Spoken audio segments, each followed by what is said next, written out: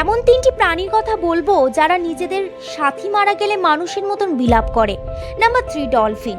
যখন কোনো ডলফিনের বাচ্চা মারা যায় তখন তার পিঠে করে জলের ওপর ভাসিয়ে রাখার চেষ্টা করে, এইভাবে বারবার জলের ওপর আনার চেষ্টা করে।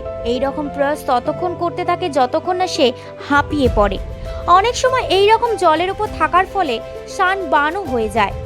এই সময় বাকি ডলফিনরা সেই মা ও বাচ্চাটা জলের ওপর গোল গোল করে ঘুরতে থাকে, যার ফলে কোনো শার্ক তাদের আশেপাশে না আসে। নাম্বার 2, হাতি। মানুষের পরে হাতি এমন একটি প্রাণী যারা নিজেদের সাথীর শরীরের হাড় চিনতে পারে। যখন কোনো দলের মধ্যে হাতি মারা যায় তখন বাকি হাতিরা সেই মৃত হাতির আশেপাশে অনেক দিন পর্যন্ত দাঁড়িয়ে থাকে, মন খারাপও করে। কিছু হাতিকে আবার কাঁদতেও দেখা গেছে। তারপর পাতা ও মাটি দিয়ে মৃত হাতিটিকে ঢেকে দেয়। হাতিরা মনে হয় চির বিদায় দিচ্ছে তাকে। আশ্চর্যের বিষয় হলো অনেক বছর পরে ওই হাতির দল ওই একই জায়গাতে আবার ফিরে আসে এবং মৃত হাতির হাড়গুলো ছুঁয়ে তাকে মনে করার চেষ্টা করে। নাম্বার 1, কাক। যখন কোনো কাক মৃত কোনো কাককে দেখে তখন সে এক বিশেষ আওয়াজ বার করে, আর কিছু সময়ের মধ্যে শয়ে শয়ে কাক সেই জায়গায় এসে উপস্থিত হয়।